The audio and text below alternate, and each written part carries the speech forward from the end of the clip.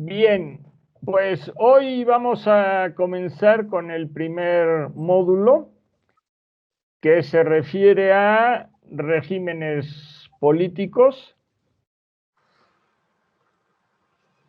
Vamos a ver, como en la ocasión primero, un par de diapositivas para introducirnos de manera general en el tema. Este se refiere a una serie de preguntas que son las que estarían contestándose a lo largo de las sesiones que vamos a dedicar a este módulo. Se trata, en primer lugar, de responder a una interrogante que agrupa a todas las posteriores y se refiere a qué es régimen político.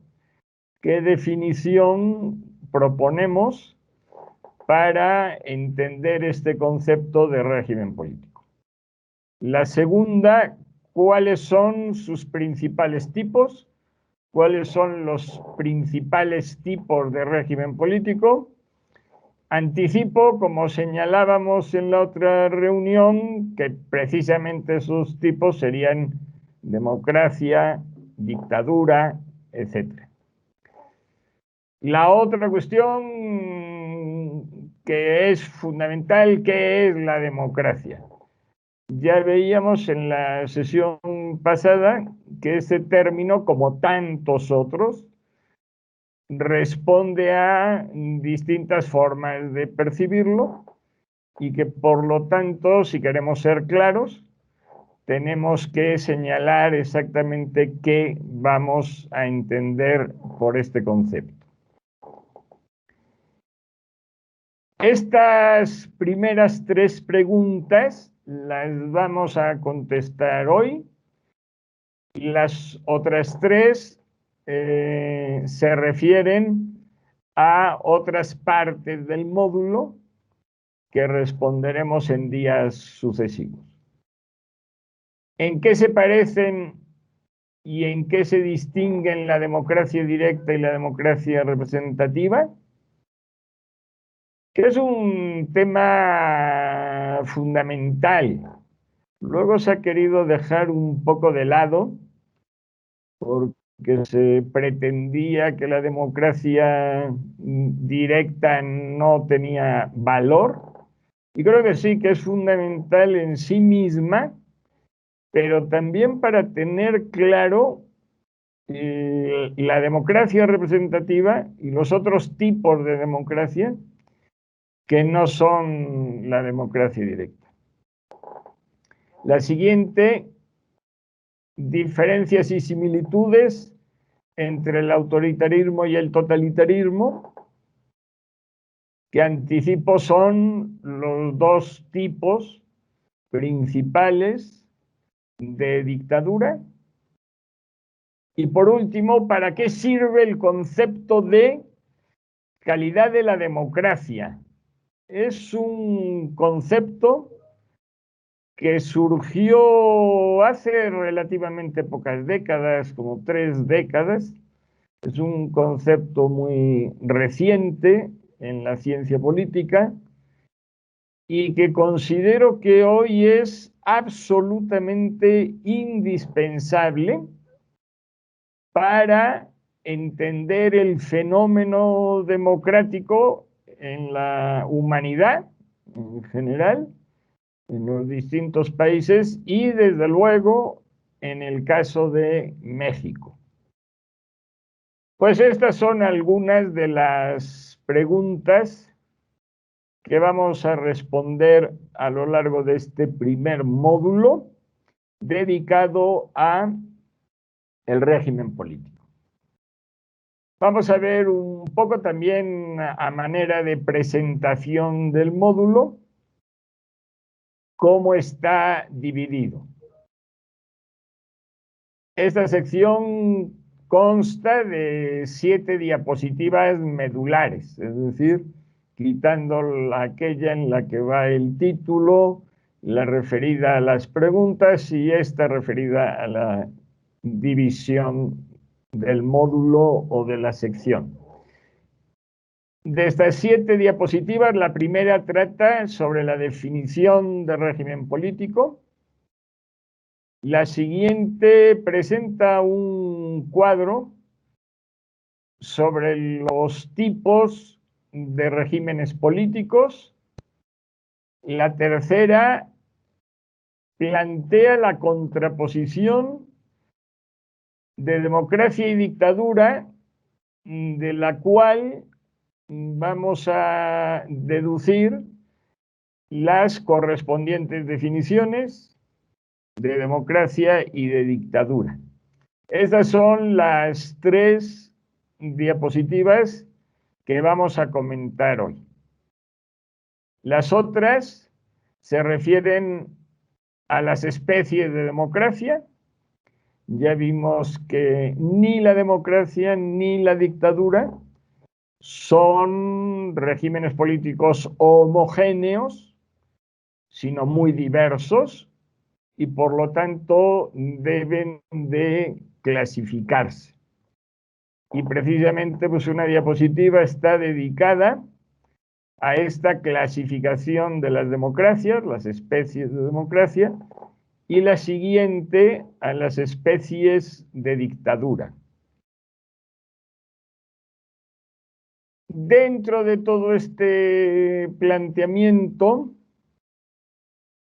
los regímenes políticos más abarcadores, que serían democracia y dictadura, se les considera como géneros, y las divisiones al interior de estos géneros se denominan especies. Tomado esto de clasificaciones biológicas y de politólogos que lo han empleado también. La penúltima diapositiva se refiere a los conceptos inadecuados de democracia. Lo considero absolutamente indispensable, porque para que cada quien aclare cuál es su concepto de democracia, debe de confrontarlo necesariamente con otros de los existentes. Seleccionar el que le parezca más adecuado. En este curso vamos a defender uno, lógicamente, pero no nos podemos olvidar de los otros, ¿sí? Esta tarea de confrontación entre distintos conceptos es fundamental, es necesaria completamente. Nadie puede saber qué es algo si ese qué es algo no lo confronta con los otros significados de ese qué. Señalábamos la sesión pasada que prácticamente todos los conceptos en ciencias sociales han tenido distintos significados. Por lo tanto, no nos debemos ni de sorprender, ni mucho menos angustiar por ello.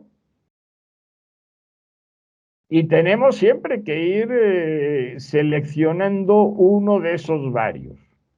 Pues bien, la democracia dentro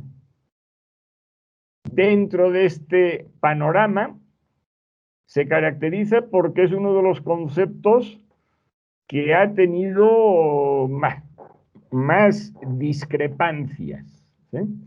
Y es necesario enfrentarnos con esas discrepancias, aunque sea de forma más o menos sintética.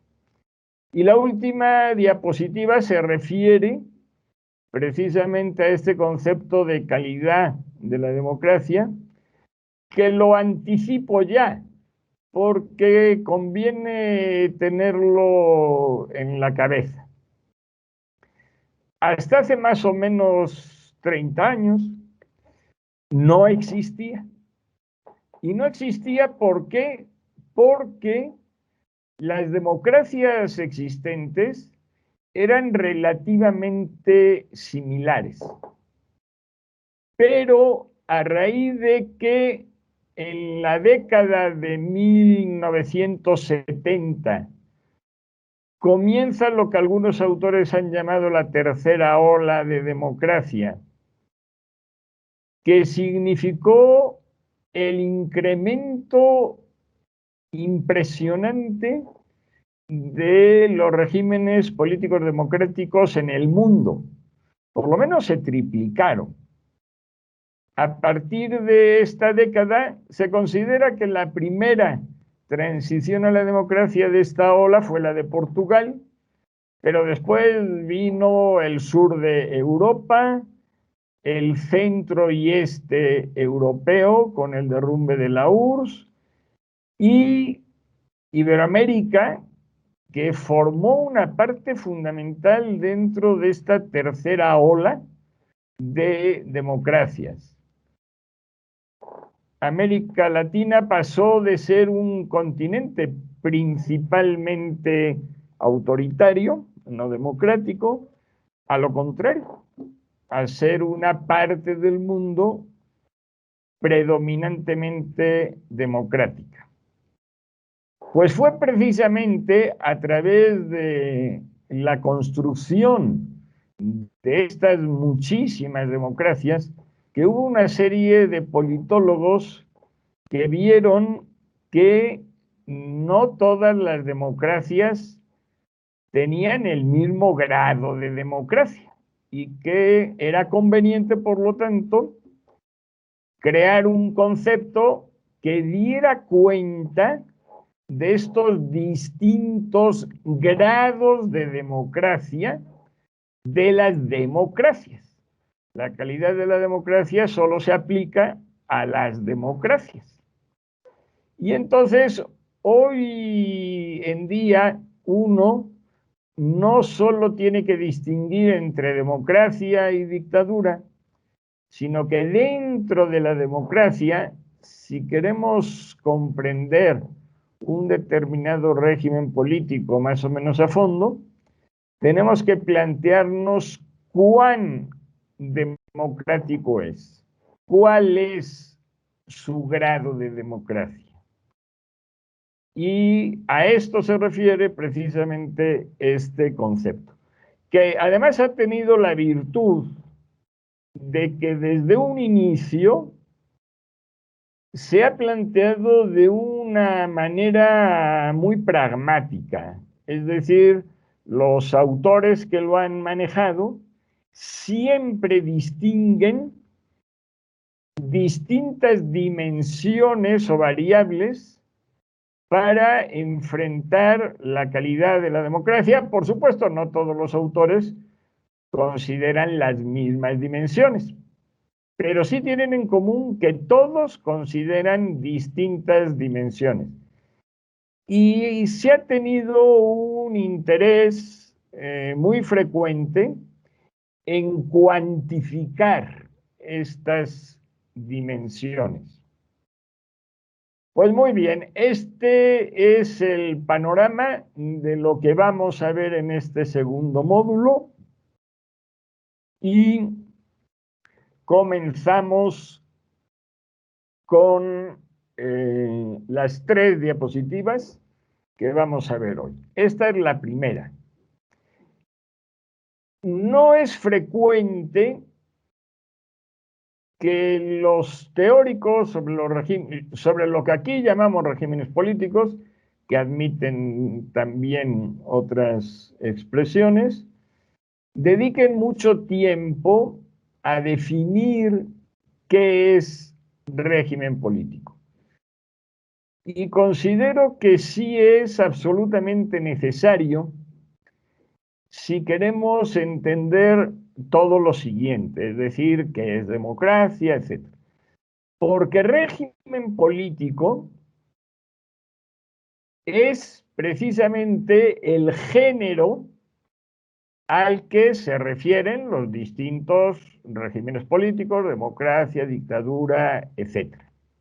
Recuerdan ustedes que aquí vamos a seguir en todas las definiciones, la propuesta aristotélica de definición, que necesariamente parte de señalar cuál es el género al que pertenece lo definido, para después señalar las características específicas que distinguen lo definido del género al que pertenece. Pues bien, la democracia es un género político, la dictadura es un género político, etc. Entonces, el género al que se refieren estos tipos de régimen político, pues es régimen político, lógicamente. Y vamos a dedicar unos minutos, por lo tanto, a su definición.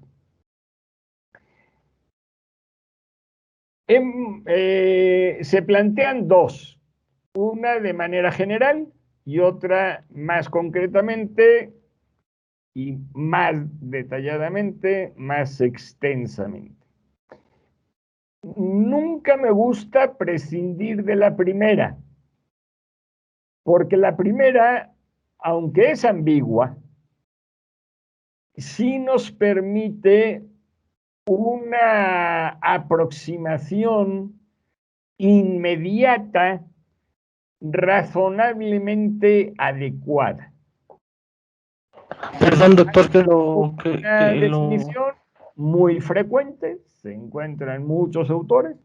Régimen político sería la forma de gobernar, ¿sí? De alguna manera, por supuesto, todo lo que se dice después se puede sintetizar en estas tres palabras. Régimen político sería la forma de gobernar. Perdón, doctor, que ¿Cómo lo interrumpa. concretamos eso? De la siguiente manera. Régimen político se refiere a las relaciones políticas. Aquí nos encontramos con el género al que pertenece régimen político. El régimen político pertenecería a un género, a una parte de la realidad más amplia que lo incluye, que lo llamamos relaciones políticas. En el paréntesis que sigue, se indica cuál sería el género al que a su vez pertenece las relaciones políticas. Bueno, sintetizo lo dicho antes, que vamos a ver dos definiciones de régimen político, una muy sintética, breve, que es la forma de gobernar, y otra mucho más detallada, que es la que estamos viendo. Y estamos precisamente en que las relaciones políticas pertenecen a un ámbito de la realidad mayor que podríamos denominar relaciones sociales. Régimen político pertenecería a este conjunto de conceptos, de ámbitos de la realidad que no se refieren a una cosa, sino que se refieren a relaciones entre cosas. Pues bien, dentro de ese panorama de las relaciones sociales, las relaciones políticas, concretamente, dentro, repito, de ese universo de relaciones sociales, son aquellas que giran en torno a la pretensión o la realidad de gobernar o dirigir una colectividad. Es decir, de ejercer el poder para tomar decisiones, para tomar las decisiones colectivas correspondientes. Muy bien, vamos a detenernos un poco en esta definición de relaciones políticas, ¿sí? Que sería algo más amplio que régimen político. Si lo ponemos dentro de una jerarquía de mayor a menor amplitud. Lo de mayor amplitud serían las relaciones sociales. Dentro de esas relaciones sociales están las relaciones políticas y a su vez dentro de las relaciones políticas están los regímenes políticos. Pues bien, como acabo de leer, las relaciones políticas son aquellas relaciones sociales que giran en torno a dos cuestiones que conviene distinguir: la pretensión de gobernar o dirigir una colectividad y la realidad de hacerlo. Si lo concretamos esto en organizaciones políticas, como podrían ser los partidos políticos, hay partidos políticos que a lo largo de su historia solo han pretendido gobernar. Nunca lo consiguieron porque nunca llegaron a acceder al poder correspondiente. En tanto que quienes sí consiguieron gobernar siempre lo pretendieron previamente, ¿sí? Entonces, el acto de gobernar exige la pretensión y el deseo de gobernar, pero no viceversa. Y digo, la pretensión o la realidad de gobernar o dirigir una colectividad. De vez en cuando me parece ilustrativo poner sinónimos, como en este caso gobernar o dirigir.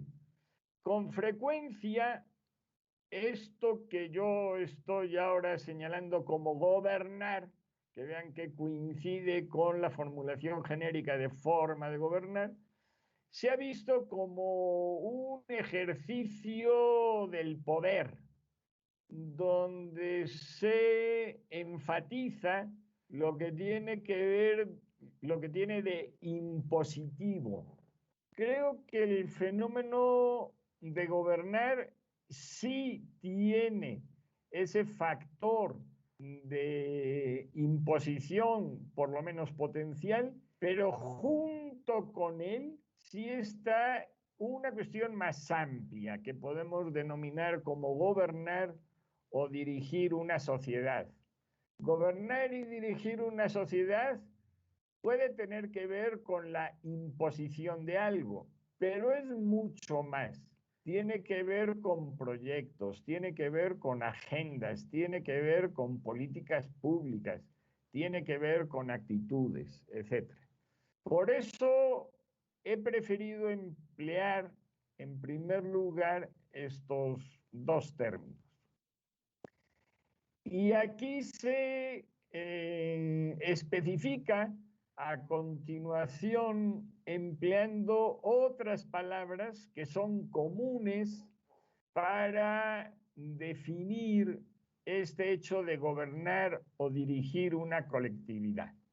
Es decir, de ejercer el poder para tomar las decisiones colectivas correspondientes. Las decisiones colectivas son las que se refieren a la colectividad de la cual se trate. Hay decisiones individuales, las que uno toma en su vida diaria, y hay decisiones que afectan a la sociedad en su conjunto, que en principio solo pueden ser tomadas precisamente por quienes gobiernan o dirigen esa colectividad, esa sociedad. Precisamente gobernar o dirigir una colectividad significa tomar decisiones que afectan al conjunto de esa colectividad. Y ese es el poder fundamental que tienen las autoridades que dirigen una colectividad. Tomar esas decisiones.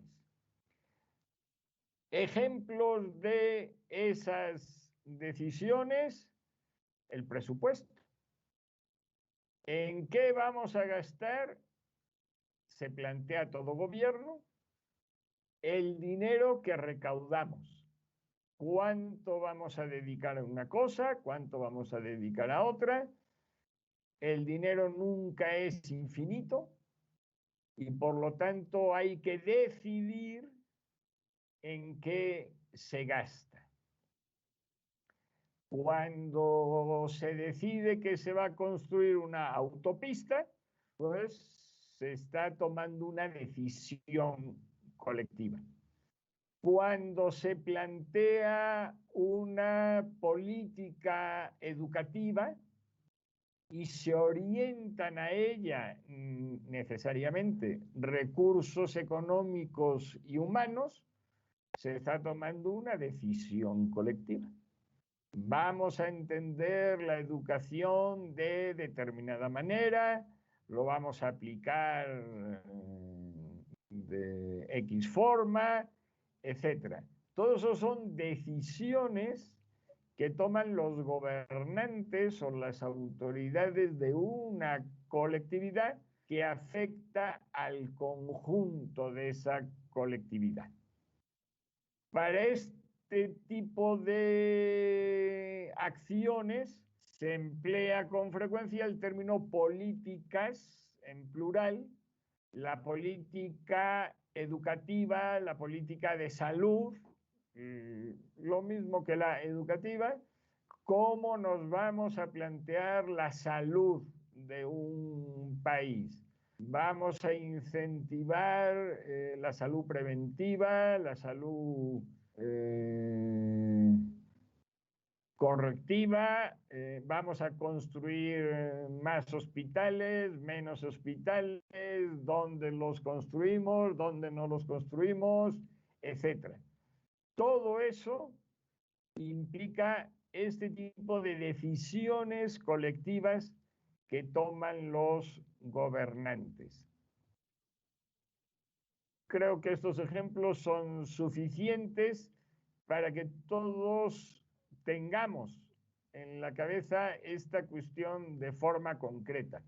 Uno de los objetivos de este curso, lo señalaba el día anterior y lo repetiré, no es exponer de forma rápida las cosas, sino que tengo un interés decidido en que cada uno de ustedes asimile lo que estamos diciendo, de manera que de verdad lo puedan entender. También señalábamos el día pasado que de todas formas esta tarea de asimilación no podrá completarse si ustedes luego no dedican cierto tiempo individualmente a terminar con este proceso de asimilación. Pues bien, seguimos con la definición. Se refiere a las relaciones políticas. Ahora ya sabemos qué entendemos por relaciones políticas, asociadas con el gobierno efectivo, no solo posible. Aquí estamos entonces diciendo que entendemos por régimen político las relaciones políticas, pero asociadas únicamente con el gobierno efectivo. Las que no están asociadas con los gobiernos efectivos, como serían los partidos de oposición que no han accedido al poder, formarían parte de las relaciones políticas, pero no de los regímenes políticos. Entonces, repito, régimen político se refiere a las relaciones políticas, pero solo aquellas que están asociadas con el gobierno efectivo, con el gobierno real, no solo posible, de una colectividad soberana o país. En este curso, cuando hablemos de régimen político, nos vamos a referir solo a países, a colectividades soberanas. Este planteamiento se puede también referir a las colectividades en general, no solo a los países, sino lo que en México serían estados y municipios, pero se complica un poco si lo hacemos de esa forma tan amplia y decidí, para hacerlo más comprensible, que nos ciñéramos a los países. Y sigue la definición. En concreto, tales relaciones políticas tienen lugar entre el Estado, si queremos verlo de una manera más inmediata, los gobernantes, y las instituciones dentro de las cuales están los gobernantes, es decir, por lo pronto, poder legislativo, poder ejecutivo, poder judicial, el ejército, la policía, etcétera, ¿no? Entonces, en concreto, tales relaciones tienen lugar entre el Estado y la sociedad, los gobernados, así como entre los órganos estatales entre sí. Relaciono esto con lo anterior. Decíamos, el régimen político son relaciones políticas asociadas con los gobiernos efectivos de un país. Pero bueno, inmediatamente tenemos que responder a la pregunta que surge, que es, ¿y cuáles son esas relaciones? Y en esta oración se señala esas relaciones a las que nosotros nos vamos a referir de forma sistemática y prácticamente exclusiva, son las que tienen lugar entre el Estado y la sociedad, por un lado, y por el otro, entre los órganos estatales entre sí. ¿Cuáles son esos órganos? Pues en parte los señalados antes. Poderes ejecutivo, legislativo, judicial, pero también en su caso los otros dos mencionados, el ejército, los distintos órganos en México, por ejemplo, entraría dentro de esto los órganos autónomos, el Instituto Nacional Electoral, el Banco de México, etc. Entonces, nos referimos a esos dos tipos de relaciones, el Estado con la sociedad y entre los órganos del Estado. Y en la siguiente oración se concreta más. Esas relaciones, para plantearlas, se establecen tres variables. Tres variables permiten analizar dichas relaciones. Y esas tres variables son las que vamos a ver a continuación de forma sistemática. Esas tres variables son el acceso al poder, cómo tiene lugar el acceso al poder, cómo llegan los gobernantes al poder, y otras dos variables más que se refieren al ejercicio del poder. Esta distinción entre acceso al poder y ejercicio del poder es absolutamente fundamental. Lo vamos a ver. Hitler llegó democráticamente al poder. Si uno contemplara como única variable el acceso al poder, Hitler habría sido un gobernante democrático.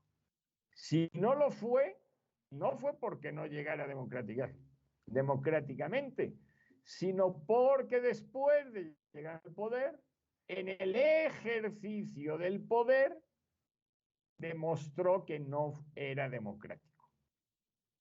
Y este ejercicio del poder se divide en las otras dos variables, que son la actitud del gobierno ante la oposición y la relación entre los órganos estatales. Por lo tanto, la forma de concretar, de analizar, de estudiar esas relaciones políticas que sirven para definir qué es un régimen político son estas tres. Tres, no cuatro, no dos, tres. Que obviamente podría ponerse alguna otra o quitarse, es totalmente posible. Considero que estas son las tres mínimas. Estas tres variables sí son suficientes para diferenciar los géneros principales de régimen político. Uno podría decir, la democracia es más cosas de las que se refieren estas tres variables. Es posible, pero al margen de estas tres, quizá una cuarta, como podría ser la transparencia, yo no la pongo ¿por qué? Porque no están presentes en todas las democracias. Mientras que estas tres variables, la concreción de estas tres variables, sí nos permiten esa distinción que vamos a ver a continuación. Repito, esas tres variables serían acceso al poder, actitud. El acceso al poder, por relacionarlo con lo anterior, tiene que ver con la relación entre el Estado y la sociedad. La actitud del gobierno ante la sociedad se refiere también a esa relación del gobierno con la sociedad. Y la última se refiere obviamente a la relación entre los órganos estatales, ¿sí? Vemos, por lo tanto, la conexión total que hay entre las distintas partes de este planteamiento o de esta definición de régimen político. Pasamos a la siguiente diapositiva. Dado que no hay nadie que diga lo contrario, yo doy por entendido que sí, ahora sí están viendo la diapositiva. Muy bien, aquí tenemos el esquema de toda la clasificación de regímenes políticos que vamos a tratar. En principio, el régimen político lo dividimos en tres géneros y después los dos géneros básicos se dividen a su vez en especies. Los géneros se distinguen en básicos, democracia y no democracia o dictadura, y un género intermedio, el régimen híbrido, que por la propia definición que se le da de intermedio o híbrido, queda claro por qué no se le considera básico. Es un género de régimen político intermedio entre la democracia y la dictadura. Es decir, que tiene bien algunas características de democracia y otras de dictadura, bien una característica que no es totalmente democrática ni es totalmente dictatorial. Entonces, aquí tenemos esta división de regímenes políticos, en principio en géneros. A los regímenes híbridos no les vamos a prestar mayor atención porque considero que los dos principales son los polares, los básicos, los opuestos, y el régimen híbrido se desprende de los otros dos. Por otro lado, la democracia aquí conviene señalar una cosa también. La relación entre los dos géneros básicos es de oposición.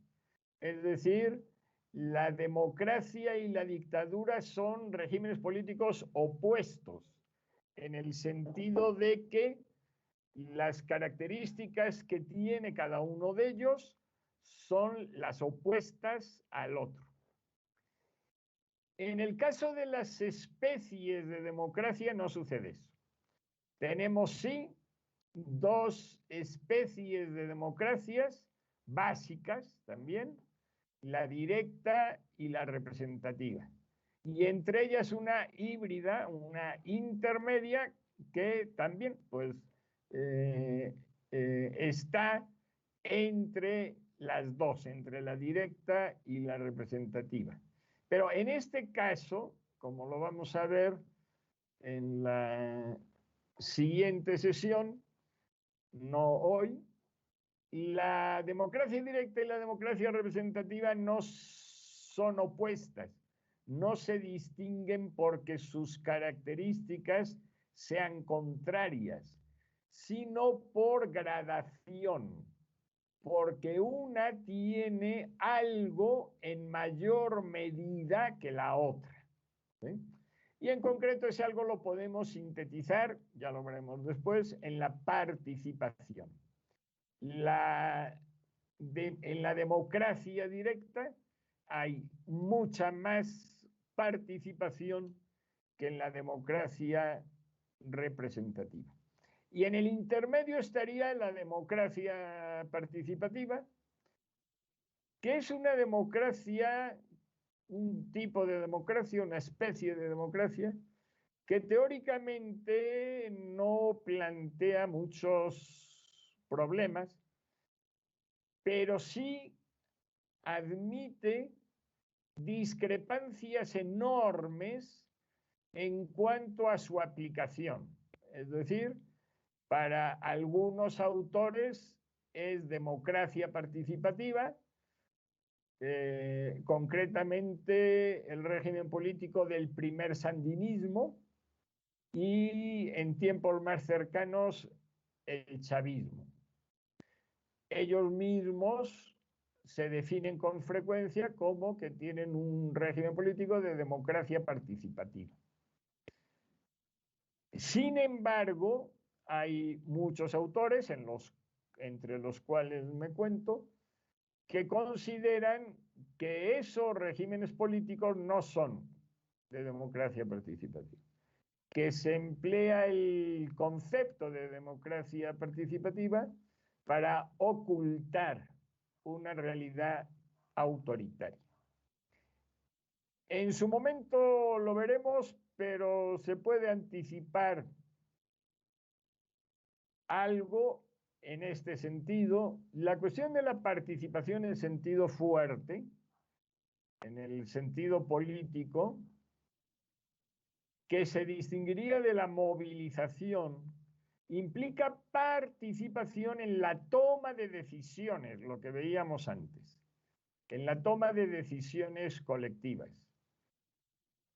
Si las personas se involucran en hacer una serie de cosas sin estar participando en esa toma de decisiones, no sería realmente participación en este sentido político fuerte. Pongo un ejemplo con respecto al sandinismo.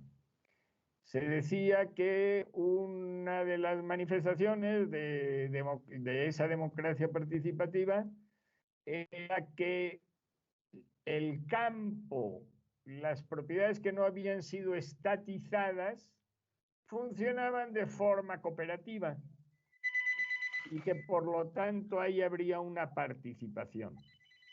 Sin embargo, la realidad ¿qué era? La realidad era que las decisiones colectivas fundamentales para esas cooperativas, como era qué plantar, a qué precio vender, cómo organizar una serie de cosas, venían dadas por el Estado. y la cooperativa lo único que decidía era sobre cuestiones secundarias. Bien, esto nos permite ahí una visión panorámica de la democracia. Y por el lado de la dictadura se distinguen dos especies básicas que se pueden plantear también como diferencia de grado entre el autoritarismo, que sería un régimen político donde la coerción está más restringida, del totalitarismo, donde la coerción prácticamente se practica en todos los ámbitos. De ahí viene su nombre de totalitarismo. En su momento veremos cómo dentro de este totalitarismo se incluye tanto su versión de derecha, que tendría en el nazismo su ejemplo más claro, y en ocasiones también en fascismos, y en su vertiente de izquierda, que sería el comunismo entendido como leninismo, como marxismo-leninismo. Pues bien, pasamos a la tercera y última diapositiva de hoy. Vamos a ver por lo pronto los criterios. El primero, forma en que las autoridades acceden al poder. Esto tiene que ver con el concepto de derechos políticos. En definitiva, estos derechos políticos solo existirían en democracia, como vamos a ver después, y no existirían en la dictadura. Vamos aquí a ver fundamentalmente eso, la contraposición entre la democracia y la dictadura, olvidándonos un poco de los regímenes híbridos. El segundo criterio, que es lo mismo que decir la segunda variable de análisis, fíjense que estos criterios sirven tanto para distinguir y definir esos géneros de régimen político, como para plantearnos en posibles investigaciones temas de investigación. Cualquiera de estos criterios, de estas variables, puede convertirse en un tema de investigación.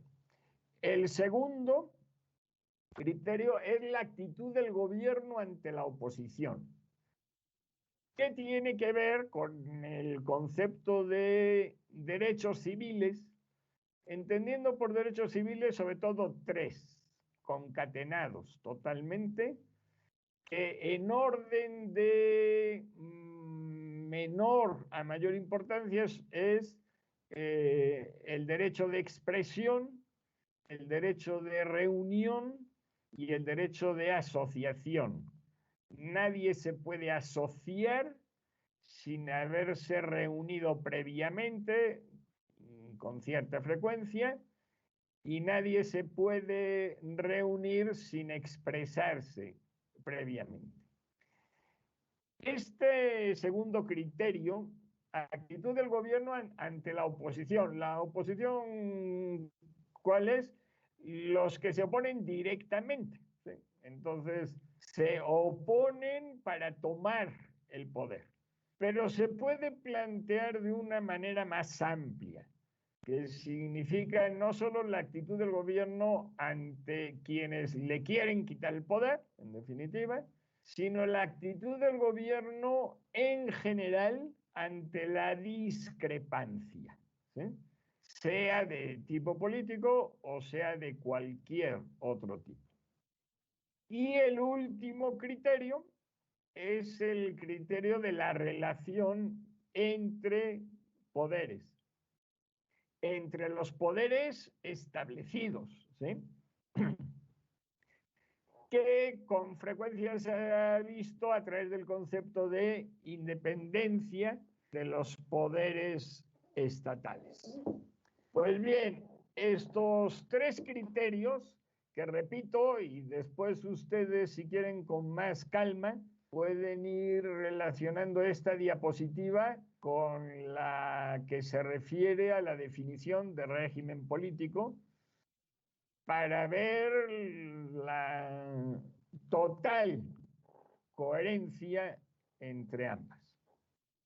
Bien, vamos a plantearnos primero la lectura horizontal, la lectura de las filas, que nos permite comparar democracia con dictadura,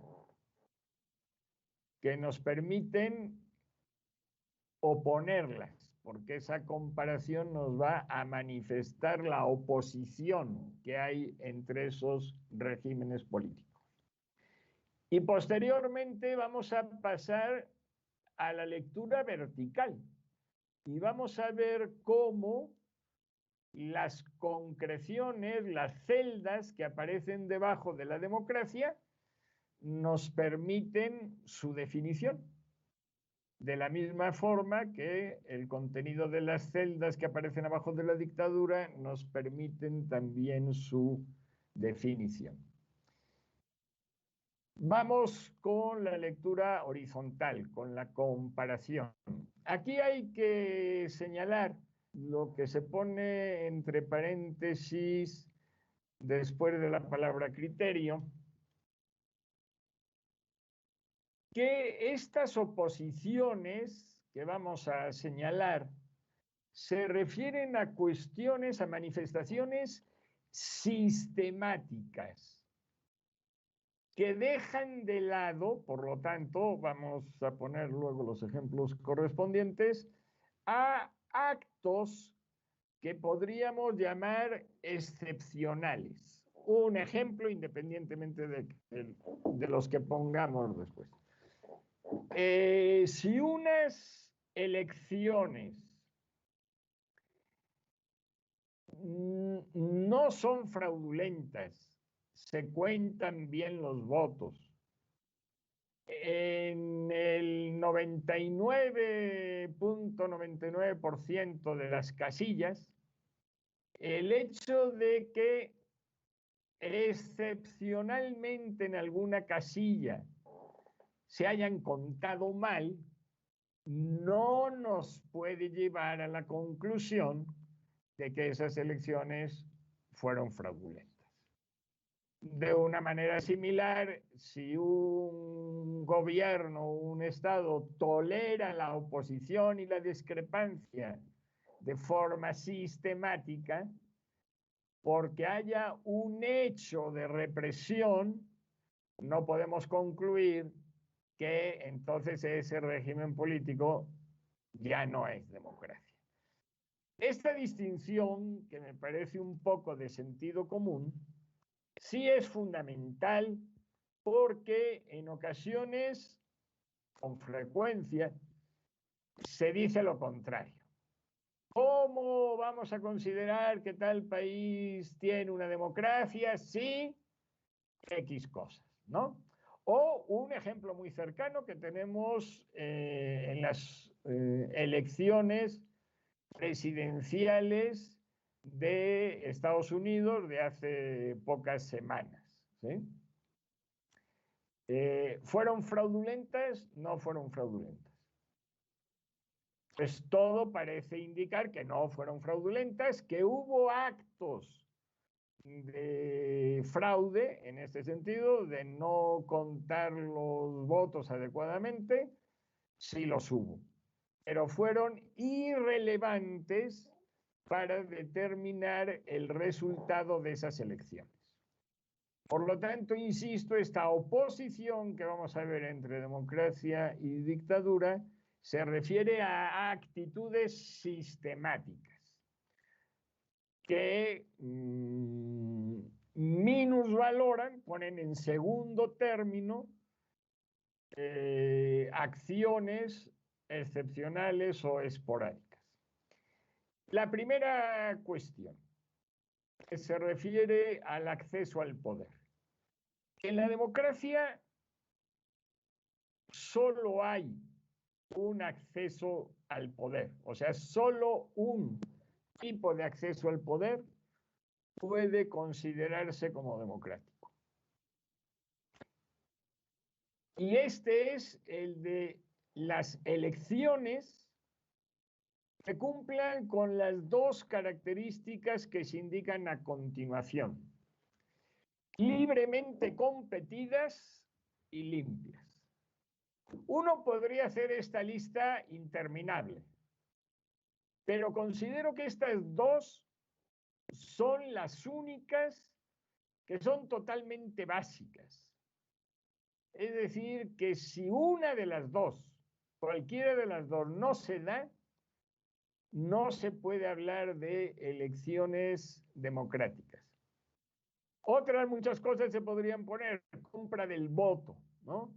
Bueno, equidad de los medios de comunicación. Todas esas tienen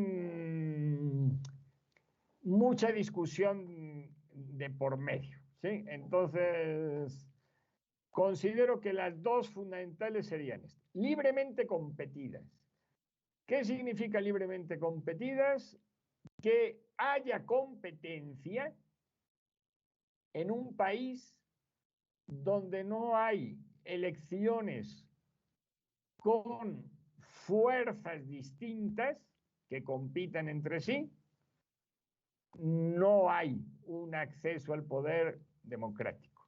Entonces es absolutamente indispensable que haya, en el caso reciente, más de un partido político que establezcan una competencia entre sí.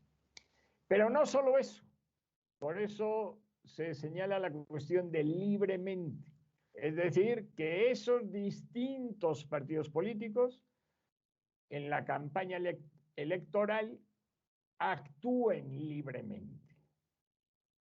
Si no actúan libremente, es decir, si el candidato de la oposición, como sucedió en México con Madero, etcétera, es encarcelado, no sé qué, pues lógicamente no hay una actuación libre de la competencia y no se pueden considerar democráticas. Y la otra característica es limpia. Es un término ambiguo, pero no hay otro más concreto. Para concretarlo, tenemos que oponerlo a fraude. Y también fraude, que es un concepto con distintos significados, hay que precisarlo. Aquí me refiero estrictamente a lo sucedido en la jornada electoral y en concreto a la cuestión de los votos. Entonces, unas elecciones son limpias en este sentido restringido cuando los votos que se cuentan son los correctos y se cuentan de forma correcta. Ejemplo de elecciones no limpias tenemos muchísimos en las elecciones de México de la segunda mitad del siglo XX, no en el siglo XXI, la segunda mitad del siglo XX.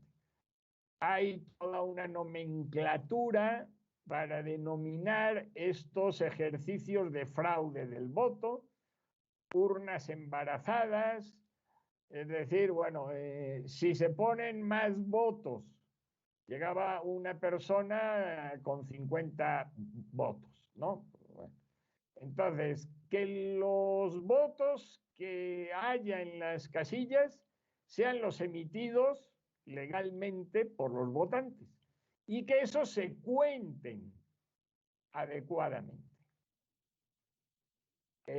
Se cuenten adecuadamente, pues significa que no que no se ponen más de los que hay para un partido, para el otro, etc. Bien, este es la única forma de acceder al poder democrática, junto con otra que es muy similar, no la señalo para que sea más sencillo, que sería a través de sorteos.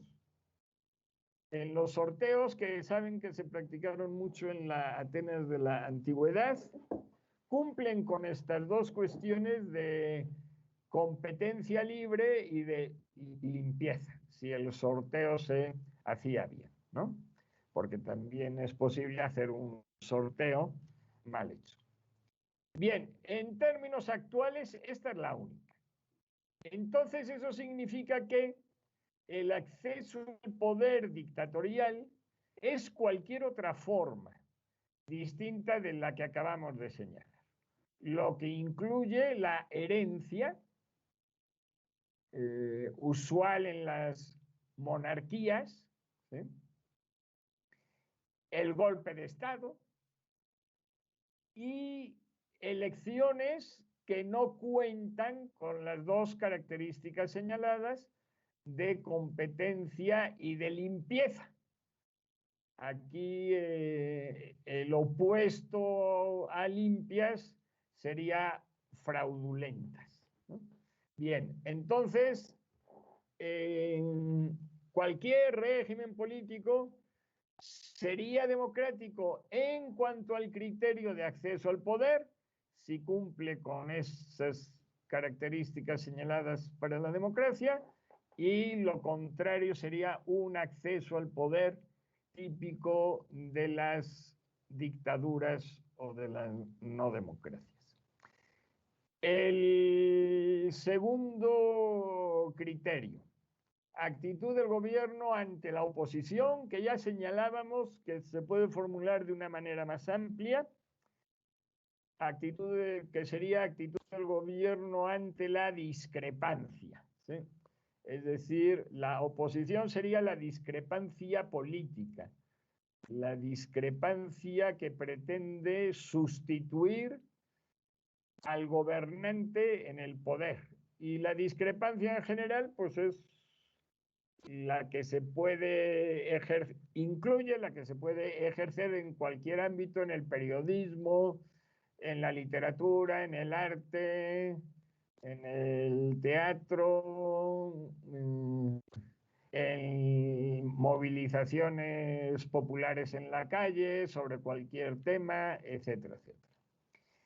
Con respecto a esta variable o este criterio, las actitudes que distinguen democracia de dictadura son también opuestas. La democracia tendría una actitud del gobierno, se caracterizaría porque su gobierno tiene una actitud de tolerancia ante la oposición. Tolerancia entendido en el sentido más laxo, más amplio, que significa no perjudicar, ¿sí? No dañar. Luego que haya más o menos diálogo es otra cuestión.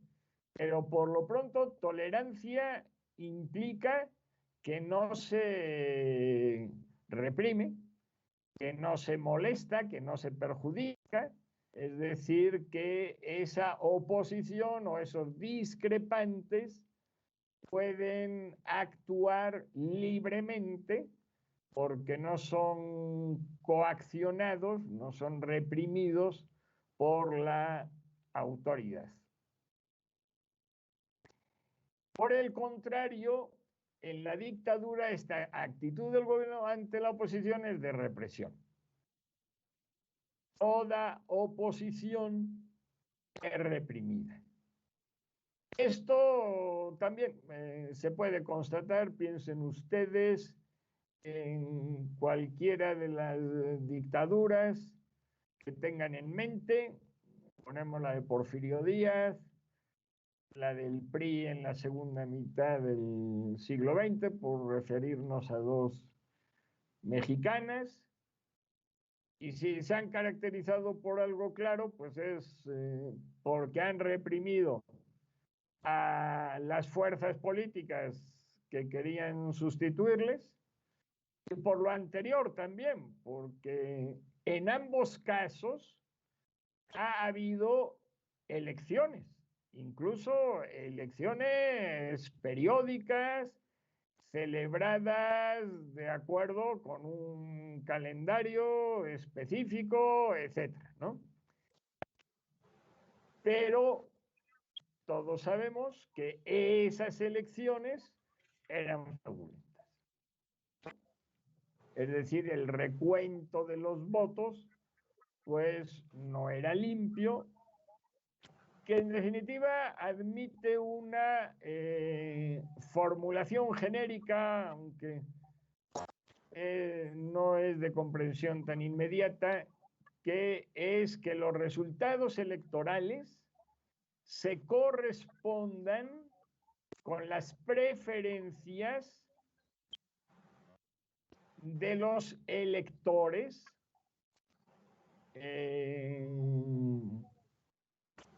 plasmadas a través del voto. Esa sería como que la formulación teórica más exacta.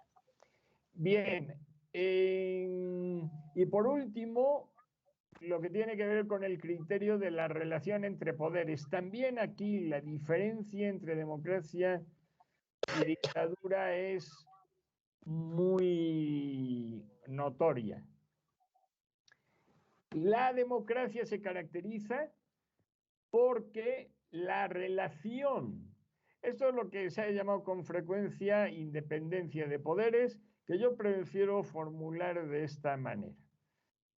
Siempre se trata de la relación entre el poder más fuerte, que en general es el ejecutivo, el presidente, con los otros poderes, que por definición son menos poderosos que el ejecutivo. Está esto muy claro si pensamos en el legislativo y en el judicial y en los otros organismos autónomos que antes señalábamos. Pues bien, en democracia, el poder más fuerte, el ejecutivo, no controla a los otros poderes. ¿Esto qué significa? Esto significa que el poder presidencial está limitado.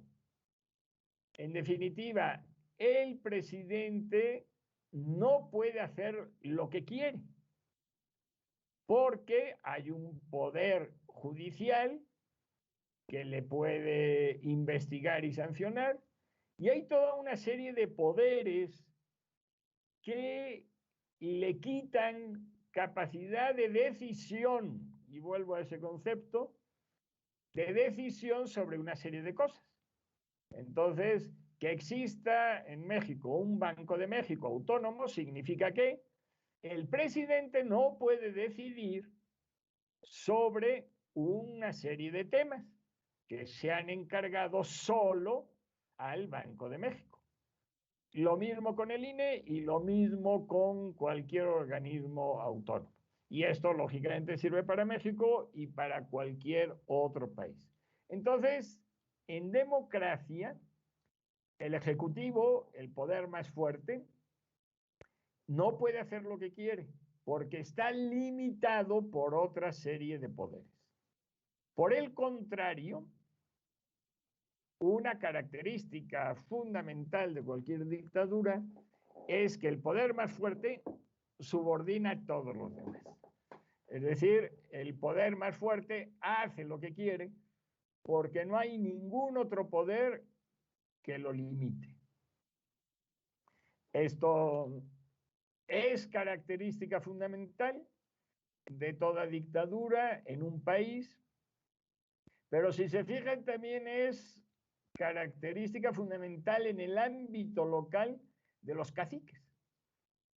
Si un cacique se caracteriza por algo, es precisamente por esta cuestión de concentración del poder, en este caso local, ¿no? Bien, de esta manera oponemos estos dos regímenes básicos de estos dos tipos básicos, géneros básicos de régimen político. Y ahora vamos a ver con lo que habíamos anticipado ya, que es la lectura vertical. Entonces, de acuerdo con este cuadro, ¿qué sería democracia?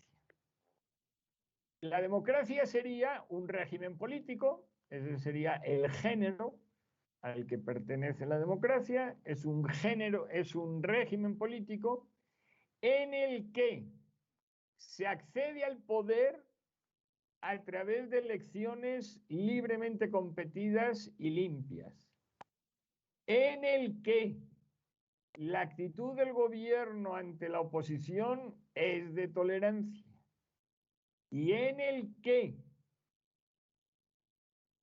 el poder más fuerte es limitado por una serie de poderes que son independientes de él. Por eso le pueden limitar, ¿no? Por esa independencia. Entonces, esta sería la definición de democracia que se deriva de este cuadro. Y de una forma parecida, la definición de dictadura. ¿Qué es una dictadura?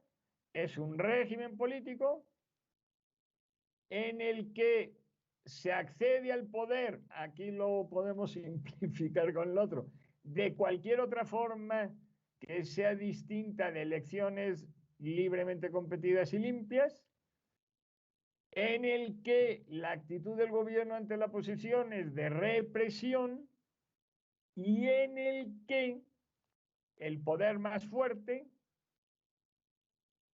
subordina a todos los demás. Esto es lo que normalmente también se ha llamado la concentración del poder, ¿sí? Una de las características fundamentales en este sentido de cualquier democracia es esto, es que el poder está concentrado en ese poder. Puede ser individual, muchas veces es individual, pero puede ser también colectivo, puede ser el ejército o un partido político, etc. Pero esta concentración del poder es característica fundamental. Dado que sobran algunos minutos, voy a hacer otra aproximación a la distinción entre democracia y dictadura, que también me parece muy clara y muy plausible. Es desde un punto de vista distinto al que aquí estamos viendo, ¿sí? Y sería la siguiente, esto ha sido frecuente también entre muchos politólogos a partir de lo que han pensado incluso autores autoritarios, etc. Bueno, la diferencia sería la siguiente. Tiene que ver con la concepción de la sociedad. Aquí hay dos formas de concebir la sociedad y esas dos formas de concebir la sociedad están claramente vinculadas con la democracia y con la dictadura. El dictatorial y es concebirla como homogénea. La sociedad es homogénea, lo cual significa, en definitiva, que todas las diferencias que se aparten de esa homogeneidad no son adecuadas, se van a intentar reprimir y por lo tanto esta visión de la sociedad homogénea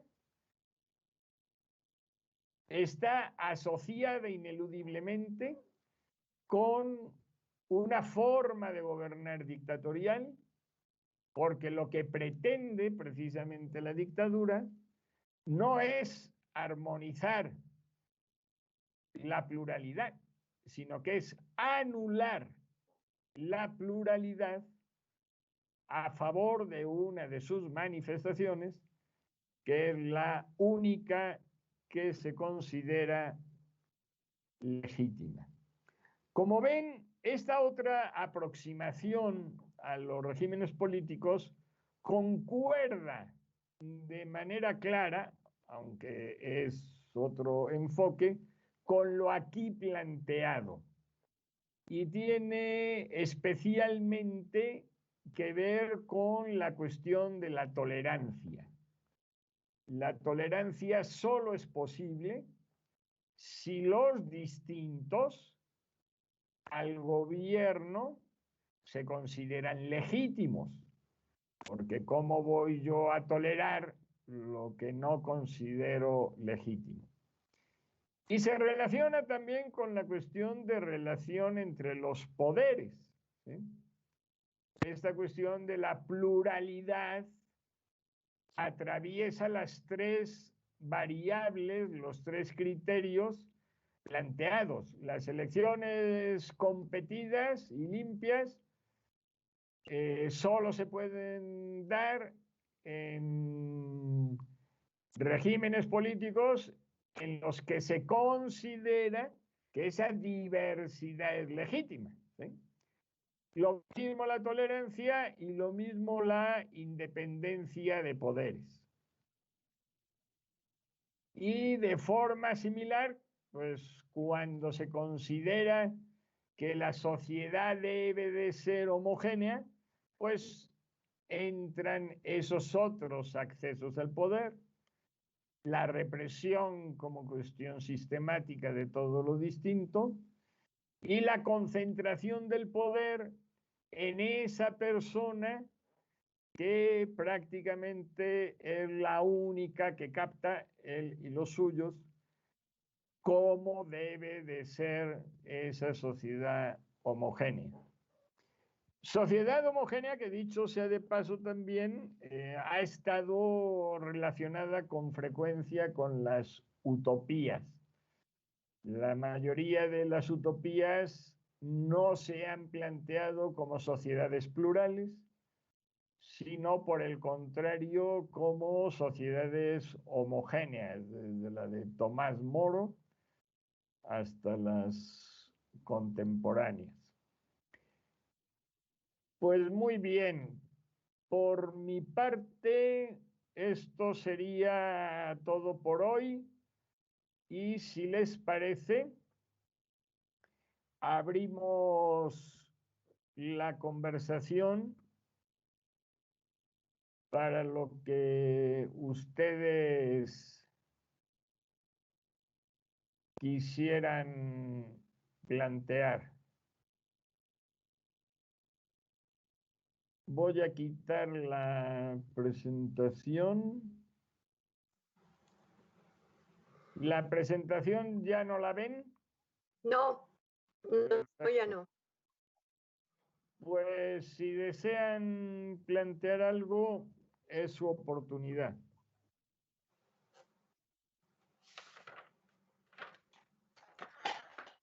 Pues yo tengo una pregunta, doctor. Respecto a al criterio de tolerancia que resulta un poco problemático comprenderlo, no tanto sino comprenderlo, sino ver que eh, qué tan tolerante puede ser un gobierno cuando hay una coyuntura política donde los agentes que están participando en esa coyuntura son completamente antagónicos y donde el gobierno tiene que tomar una decisión a favor de un lado o del otro.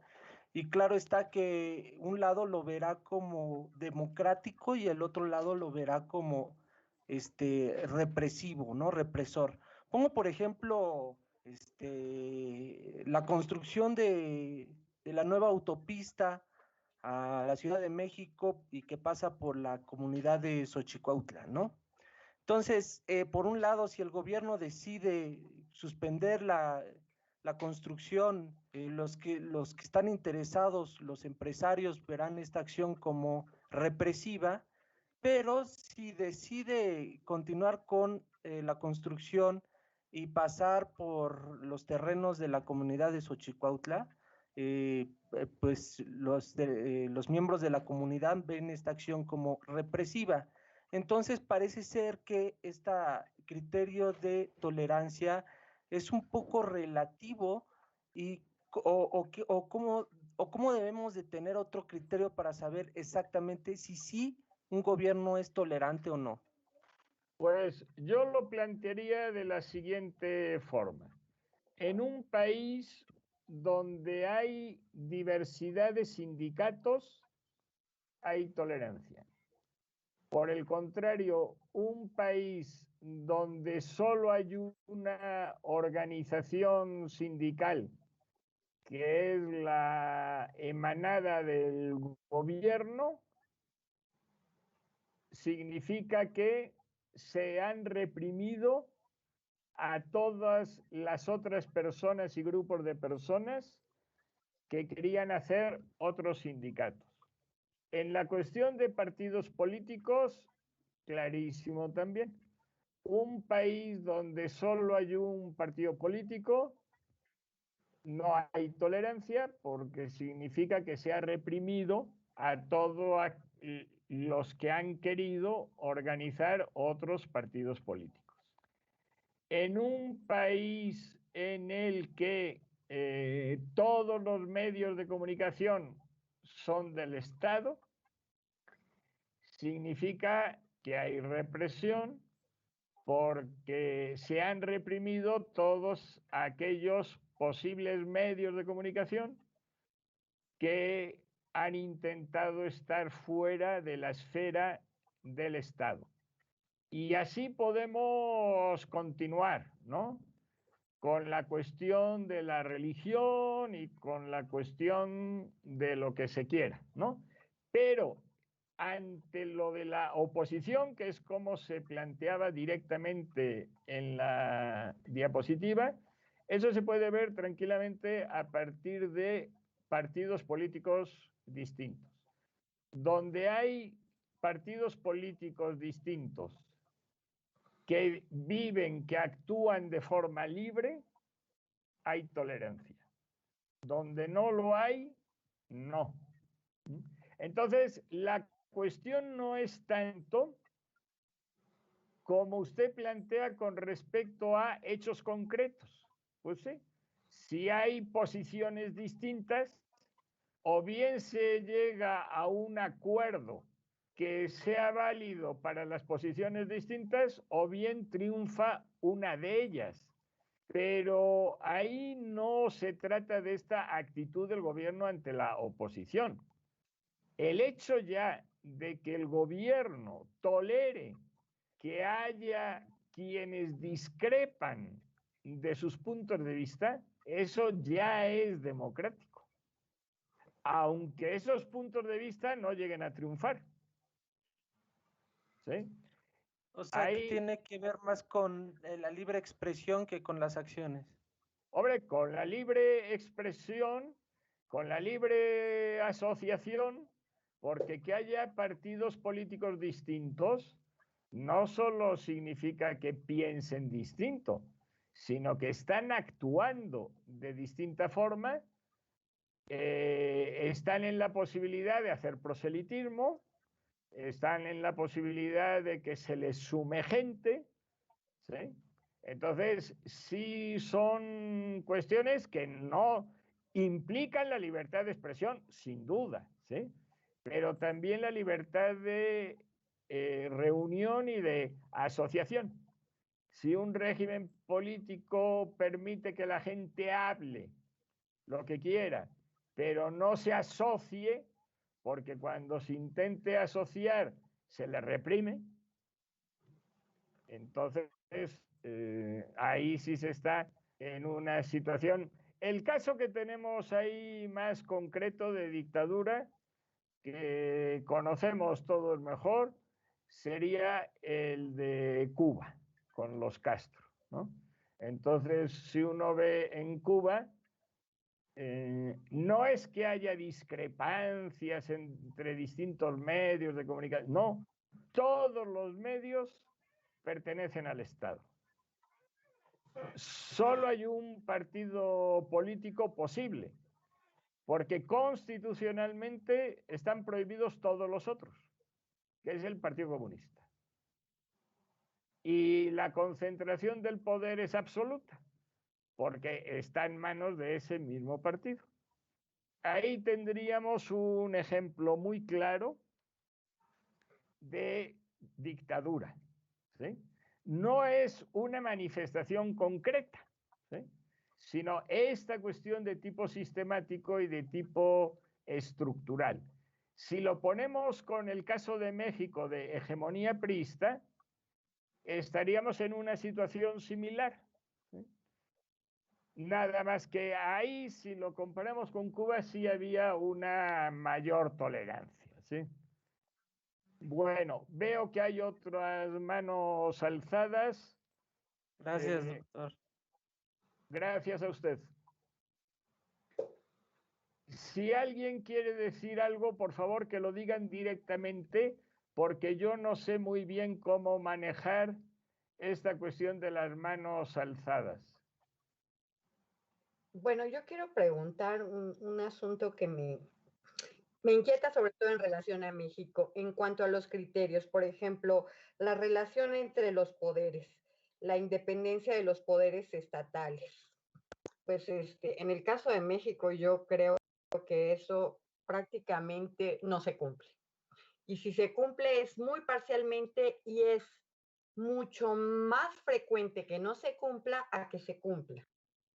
Incluso con los presidentes más relajados, eh, esta relación del Ejecutivo Federal con los estados siempre ha sido autoritaria.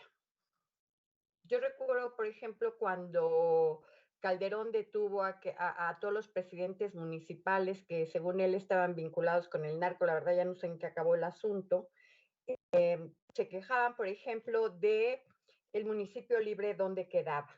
Sin embargo, con el caso de Ayotzinapa era justamente lo contrario, querían que el presidente interviniera en el Estado libre y soberano de Guerrero.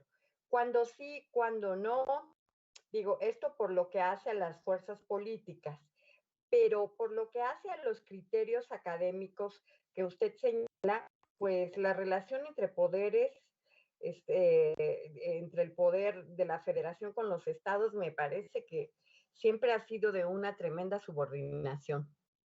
Bueno, yo pienso distinto. Yo pienso que el final del siglo XX constituye un parteaguas que significa la culminación de una transición a la democracia. Y lo podemos ver de forma comparativa. Antes de esas fechas, las elecciones eran fraudulentas. ¿Por qué? Porque las elecciones las organizaba el gobierno federal, si eran elecciones federales. Se podrá pensar del INE una cosa o la otra, pero cuando no existía el INE, las elecciones en México eran decididas por el Ejecutivo. Los organismos autónomos, como sería el INAI, fue otra conquista de la democracia en México. En México hoy el INAI ordena al presidente y al Poder Ejecutivo que evidencie, que haga pública determinada información. Eso antes de terminar el siglo XX era imposible. Entonces, desde entonces, esto lo podemos reproducir, con respecto a la independencia del poder legislativo y del poder judicial, etc. ¿Eso significa que hay una confrontación permanente entre poderes? No. Significa que hay una limitación. Y significa eso, que en el ámbito de las elecciones las decisiones no las toma el presidente.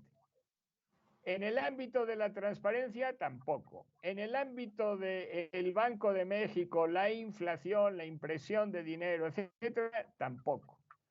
Entonces, aunque haya subordinaciones, hay las suficientes independencias como para afirmar, y yo diría de forma categórica, que no existe ya esa concentración del poder. Aquí yo señalaría una cosa, aunque no sé si es exactamente su caso, pero prevengo de una actitud que es muy frecuente en los dos países que yo conozco más, que son México y España, pero que se podría ampliar a América Latina sin ninguna dificultad y a muchos otros países. Y es que nos cuesta admitir cosas positivas de nuestro propio país. Es infinitamente más frecuente las visiones negativas que las positivas. Si nos preguntan, oye, ¿qué cosas hay? 10 cosas positivas en política en México. Seguro que nos quedamos medio callados. Sin embargo, las negativas nos salen como que de manera automática y espontánea. Bueno, aquí de todas formas hay una discrepancia, como que muy normal, etcétera. Yo sí plantearía que una cosa es que el criterio sea o no válido y otra cosa es cómo ve cada quien la aplicación del criterio. Entonces, concentración del poder, independencia de poderes, considero que es un criterio fundamental para distinguir democracia de dictadura, independientemente de cómo lo concretemos en un país concreto como puede ser México. Pues si les parece, pasamos a la siguiente pregunta. Buenas tardes. Me gustaría preguntar algo. Sí. No, primero la compañera. Pues la compañera primero. Gracias, Marco.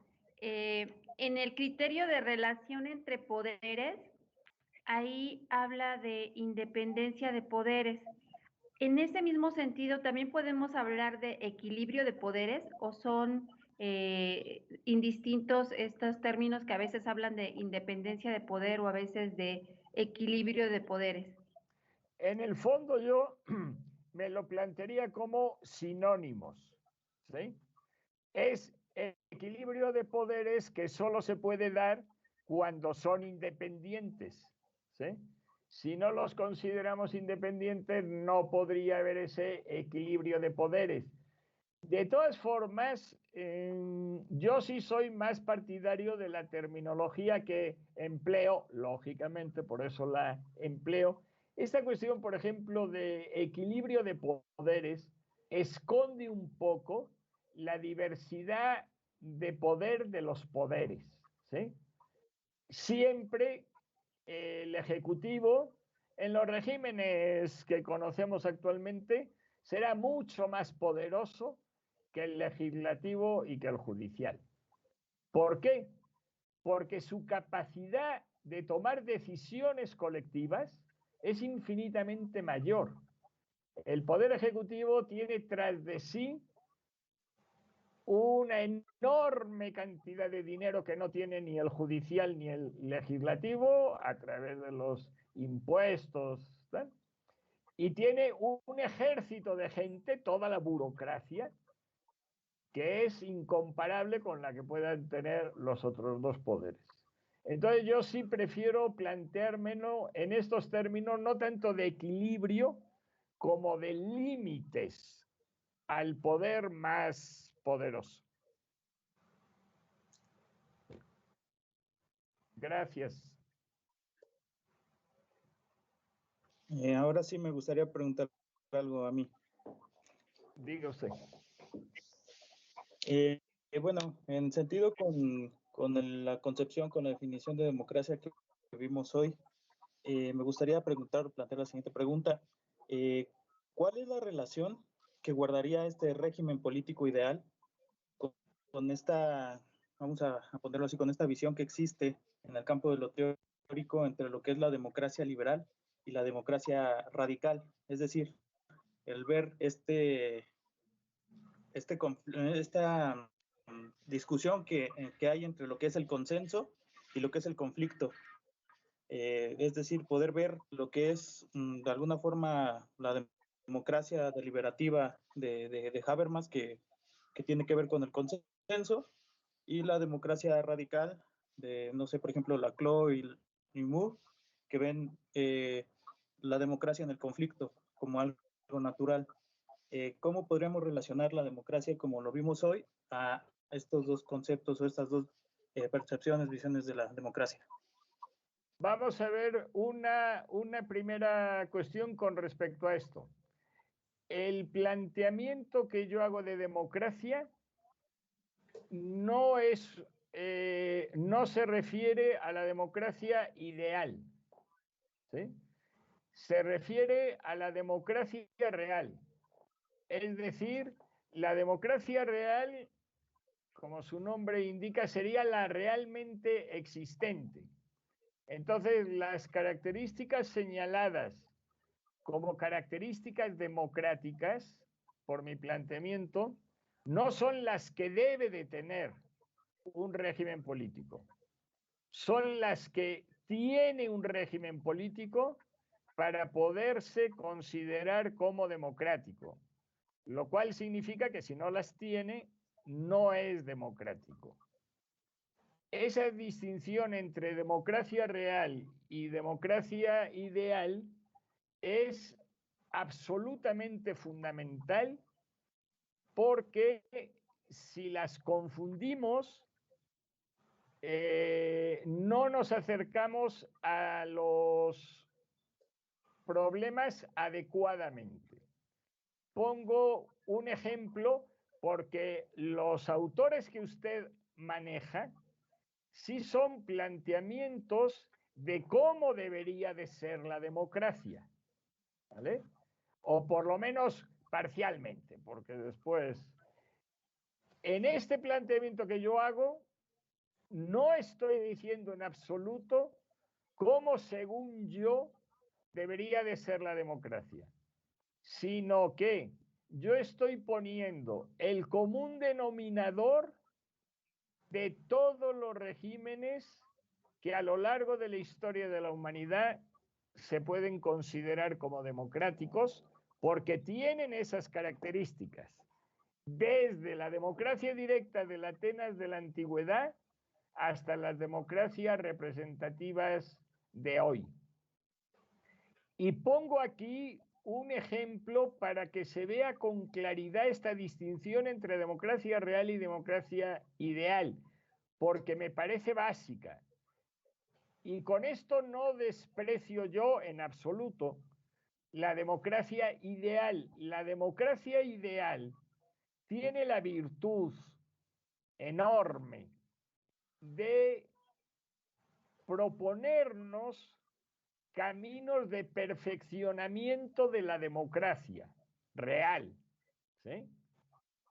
Entonces, en ese sentido, dado que la democracia es un régimen político muy cambiante en sí mismo, estos planteamientos son fundamentales para marcar caminos que se pueden recorrer para mejorar las cosas existentes. La contraposición que voy a señalar entre un componente de democracia ideal y la real sería la siguiente. Si yo digo que el acceso al poder en una democracia tiene que ser a través del voto razonado de las personas, yo ya me estoy situando en la democracia ideal. Eso no es una realidad. Eso jamás ha existido y jamás existirá. El voto solo es parcialmente razonado. En cualquier democracia, desde la Atenas de la antigüedad hasta hoy, ¿ha habido votos razonados? Sí, pero hay multitudes aparte del voto que no es razonado. Cuando yo enfatizo la cuestión del voto razonado, si es como propuesta para mejorar que el voto de los ciudadanos cada vez sea más razonado, genial, no tengo nada que objetar. Si yo pongo el voto razonado como elemento para distinguir las democracias reales de las dictaduras, me quedaría sin democracias. No habría ninguna democracia en el mundo porque no hay ninguna democracia donde todo el voto sea razonado. La cuestión de Habermas no me amplió por dejar espacio a otros planteamientos.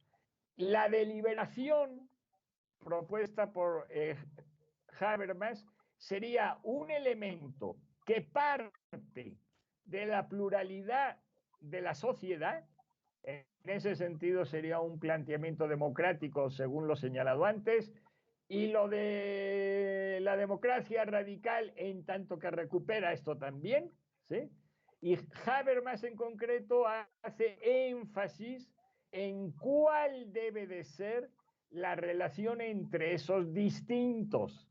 Y la relación entre esos distintos tiene que ser la de un diálogo racional que permita convencerse entre sí a los discrepantes, ¿sí? En ese sentido, esa cuestión sí tiene más que ver con la democracia ideal, señalando una posibilidad de mejora en cualquier sociedad existente. No hay ninguna sociedad donde no se pueda mejorar en esa capacidad de diálogo racional entre los distintos, ¿sí?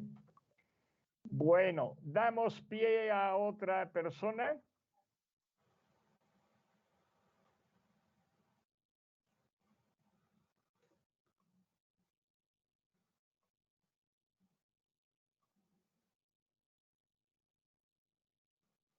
No sé si hay algún otro comentario o lo dejamos aquí. Porque veo que hay dos manos subidas, pero creo que son las dos manos de las personas que ya hablaron. Maestro Sosa, ¿tiene usted algo que comentar? Buenas noches, doctor. Buenas noches a todos. Buenas noches. Buenas Sí, noches. pues este tema que estamos abordando de la democracia es tan importante porque no solamente ubicarlo dentro de nuestro propio contexto en que vivimos, sino incluso hacer la comparación de estos regímenes políticos pues, a través de la historia, pero bueno, sería más factible la más reciente, por ejemplo, 2 décadas anteriores del siglo pasado. Esta lucha por lograr este régimen político de la democracia se da precisamente para ir saliendo de algunas dictaduras en América Latina, principalmente en América del Sur. Y tenemos ejemplos en donde la sociedad civil que se divide no solamente en estratos de la misma, sino en movimientos que ponen énfasis precisamente para mejorar esa relación social, esa relación política al interior de los países, está dirigido todo este esfuerzo precisamente para lograr un régimen democrático. Este comentario que hago pues viene a colación porque ya en los umbrales de este siglo XXI, en América Latina encontramos pues ya más regímenes democráticos en nuestro propio continente. pero todavía tenemos pues, resabios de autoritarismos en América Latina, es el caso de Chile, es el caso de Brasil, por citar algunos ejemplos, en donde aquí viene un comentario en relación a la temática que hoy se trató. El ámbito de los regímenes políticos híbridos, en donde a pesar de que se manifiestan regímenes políticos democráticos, la forma de ejercer el poder pues se da de forma autoritaria. Y creo que los dos ejemplos de países que señalé van en ese contexto. Sin duda que la democracia pura, bueno, pues ese es el contexto, ¿no? Normativo que permite ir a la búsqueda en la práctica de esta relación social que debe de haber entre los gobernantes y los gobernados, que somos los ciudadanos. Esta lectura que hicimos, que tiene que ver con la unidad y diversidad del fenómeno democrático, precisamente enmarca todo lo que usted señaló en estos esquemas y que de verdad pues nos deja pues más preguntas, porque pues es lo más importante todo esto, y que no, de una forma u otra pues nos permite pues investigar y leer un poco más sobre este tema, pues que es muy importante para todos nosotros, doctor. Muchas gracias. Dos cosas, sí rescato, por un lado, la necesidad de distinguir entre democracia real y democracia ideal, y por otro lado, la necesidad también de que el planteamiento que hagamos con respecto a las democracias reales, sí procuremos que sea lo más universal posible. En ese sentido que, por supuesto, tomemos en cuenta a México, pero que también la posibilidad de ver otros países será lo que nos muestre si ese esquema teórico que tenemos o no es válido. Una última cuestión, y con esto ya, si les parece, terminamos. En esta cuestión de la definición de democracia real, aunque tienen también planteamientos de democracia ideal, pero lo distinguen con claridad, serían dos autores clásicos que son Robert Dahl y Sartori, Giovanni Sartori. Y de cada uno de Sartori destaco un libro que fue muy accesible en México, ha tenido distintas ediciones, que se llama ¿Qué es la democracia? Y de Dahl señalo dos, uno pequeño que es maravilloso como introducción, que es La democracia, una guía para los ciudadanos, y uno más extenso que se llama La democracia y sus críticos. Estos tres libros, que los tres son de lectura relativamente sencilla, ¿sí? Y de una enorme profundidad. Son dos personas con la asimilación de unos conocimientos verdaderamente enciclopédicos, y junto con esos conocimientos esa capacidad de conceptualización. Pues si no tienen ustedes más que decir. Doctor, un asunto. Dígame, sí, dígame. Tengo una pregunta.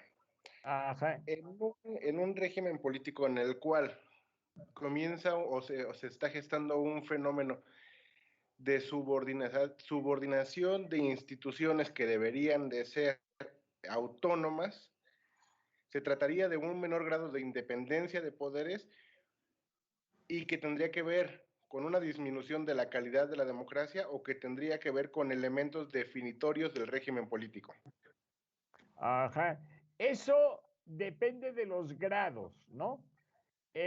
Cuando no hay ninguna limitación del poder, lógicamente estaríamos en una dictadura y sirven cualquiera de las dictaduras que tenemos todos en la cabeza, la de Pinochet, la de Franco, la de Hitler, la de Stalin y la de que ustedes quieran. Ahí la concentración del poder es prácticamente total, ¿vale? Muy bien. En una democracia hay independencia de poderes. Ahora, los grados, ¿sí? ¿Cuánta independencia de poderes hay para que podamos considerarlo democracia o consideramos que ya están en un terreno de régimen político híbrido? Aquí las cuestiones no se pueden formular de una manera universal, ¿sí? La cuestión electoral, por ejemplo, en muchos países funciona bien siendo parte del Ejecutivo su organización, porque así sucedió tradicionalmente y no es necesario un órgano autónomo. En países como México eso fue indispensable. Entonces, ¿qué esferas deben de estar o pueden estar concentradas en el Poder Ejecutivo y cuáles no? Está sujeto a discusión y puede haber diferencias dentro de las distintas democracias. Si esa concentración es total, si no hay ningún órgano estatal fuera de la órbita del Ejecutivo, ahí sí estaríamos en una dictadura. Muy bien, muchas gracias. Gracias a usted. Doctor, ¿alguna referencia de lectura para la próxima sesión? Para la próxima sesión pueden ustedes ver dos referencias. Una es el artículo cuyo título más o menos es Democracia Directa y Democracia Representativa, que lógicamente trata de las relaciones entre esos dos tipos de democracias. Y se podría ver otro también que tiene más que ver con la relación entre democracia y dictadura, que sería la absurda y tendenciosa diferencia entre democracia formal y democracia sustancial. El título es aproximado, no lo recuerdo ahora sí con total detalle, pero así es más o menos. Y sí les insistiría yo en la lectura de estos tres libros que acabo de mencionar, los dos de Robert Dahl y el de Giovanni Sartori, porque realmente son esclarecedores. ¿Hay alguna otra pregunta o quieren que vayamos a cenar? Es hora de ir a cenar, ¿no? Ya Pues que les vaya a todos muy bien, cuídense y que sean muy felices. Gracias, igualmente. Gracias, Buenas doctor. noches. Buenas noches.